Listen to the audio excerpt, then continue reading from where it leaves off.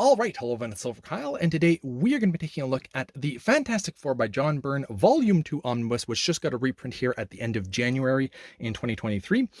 Normally I get these like right on time or even a little bit earlier, but I ended up getting this a few days into February, so it was almost like 2 weeks late. I don't know if anybody else got their copy late. It's very rare that seems to happen when we actually have the release date. But either way, I have it now, and I also brought up Volume 1, sorry, which I picked up, I think maybe 2 years ago, and it's the 2008, like this was manufactured in 2018. And I always like doing this because I want to show what it's going to look like with the spines. And this time around, it's not horrible. Like, it's not like the big difference that we got with like the other Silver Age books where they made it super small. Here, I'll just grab, just to kind of give you another comparison. For example, Fantastic Four Volume 4, we got the small font. At least this, they kept it big. They just changed the actual font look of it, which actually looks better, arguably. But at least it's not this, where they made it super small for no apparent reason. I feel like this was the dumbest thing that they have ever done. At least this one I can kind of accept, but just to kind of give you all an idea of what it's going to look like on your shelf. And now we can take a closer look at the book itself. I do like the cover. And while I do rag on the spine, I find I do that a lot, but this one, with the nicer font and the Fantastic Four actual logo, title logo, it's in it, since it's very close to the first one. I kind of like this. It's not as bad. And then the back, where I absolutely love this. I love it when they actually show the covers. I wish they did this for everything, not just the older stuff. I wish they did it with the modern runs as well. Sometimes they do, and I love that, but that's really nice. So we're looking at $125 in the US, $156.25 in Canada. I don't know why that quarter makes all the difference to them, but it's there. And I ended up getting this from 110 from indigo.ca. And it collects $261, $295 for the Fantastic Four. Annuals 18 and 19. Alpha Flight number 4, which is I think where we start off with. Thing 10 and 19. Avengers Annual number 14.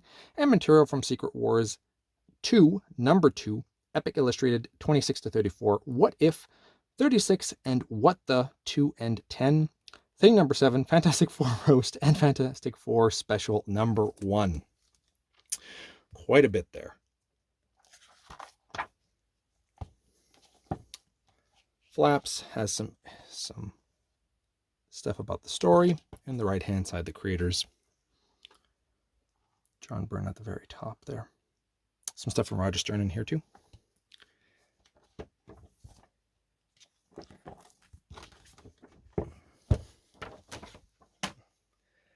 And I'll take a look at the hardcover. That's really nice. I really like that. It looks even nicer on the hardcover. Like, I have to say that that's nicer than the original. I really do. As much as I don't like them changing things up, it's a nicer spine. This one, not the Silver Age stuff that they do, where it's extremely small.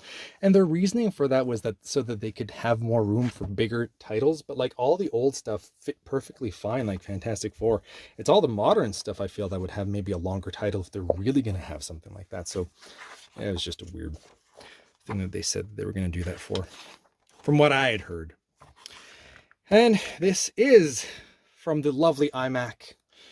It's your what you come to expect with an iMac book nowadays. What I will say though is that they're becoming easier and easier to open, and this one was really nice. So we're looking at stuff from the 1980s here.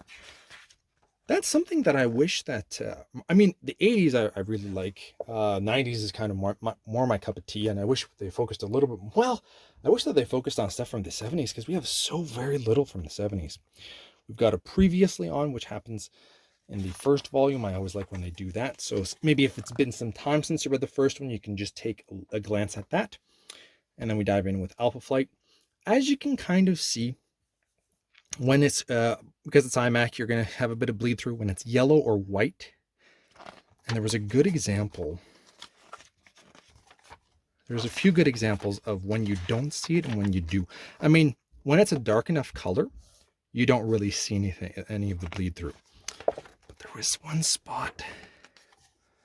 And I mean, for the title here, that to me doesn't really bother me because it's not, I'm not reading anything here. I thought that there was a good thing early on. Here, 2-page spread. You kind of see what you're looking at in terms of there's not really any gutter loss, and you don't really see anything, any of the bleed through here. The paper is not glossy, but it's not really, doesn't have that grainy, dusty feel that we get a lot lately. So I was happy with that. Some nice art there. A lot of cosmic stuff going on.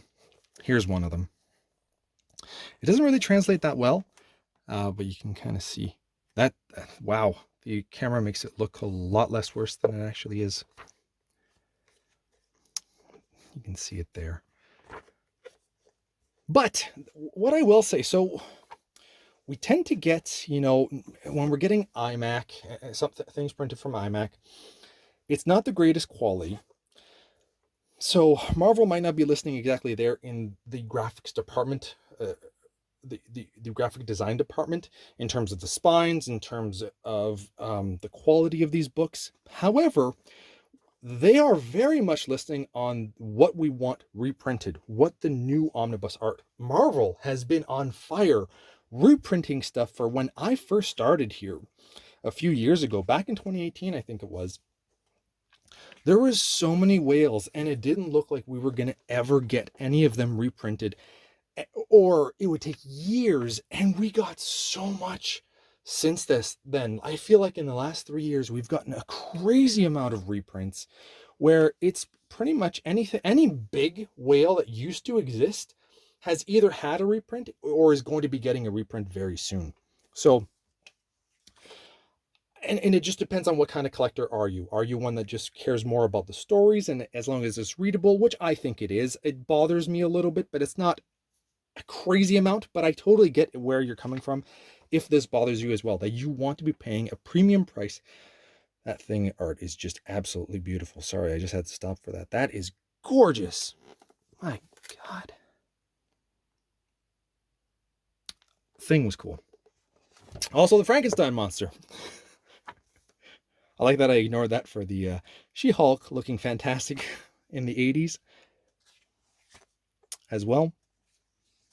What was I saying? Yes, that I also get if you want to be getting good quality books as well. And that's the thing too, is that can we just not get more from the Donnelly printer? I mean, yes, there's probably paper shortages, and they can only manufacture so many books, and they have contracts with other people as well, and they probably have a contract with iMac in Turkey. So, you know, we can't win everything. But I just wanted to say that Marvel has been on fire in terms of bringing these books out that we've wanted to have reprinted. They've been doing a great job. There's still a few Spider-Mans that I would like to have reprinted from the Clone Wars, but I don't know if there's a lot of people that really want that as much. But I want them. Ooh. I mean, that's not really, I shouldn't be judging this because, I mean, you're not really reading anything here. But that's near the end of the book too. Because we do have some extras, pinups. That's the thing. Got some extras there. That's cool. Okay.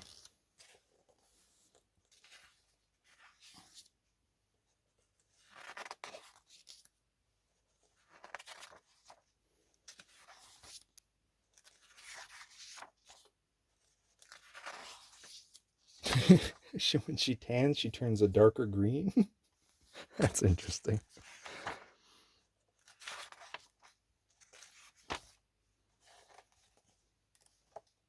Lots of extras here. Those were nice. It's really weird. This is we do have an omnibus for the John Byrne Spider-Man run, and I like that Scorpion. I don't like that Scorpion. I think I like the costume, and it reminds me of the Spider-Man game from like that time. That was around 99, wouldn't it have been 2000? Was it 2000 that we got Spider-Man on PlayStation 1? Because I liked that design with the Scorpion outfit.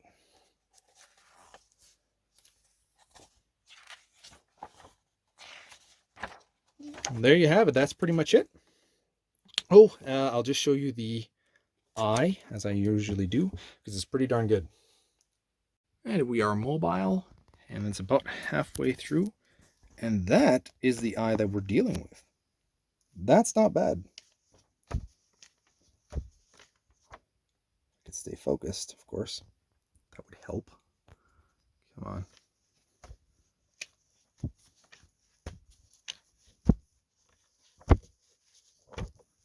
And it stays open too on both sides, which is always nice. There you have it. That is the Fantastic Four. That's really nice too.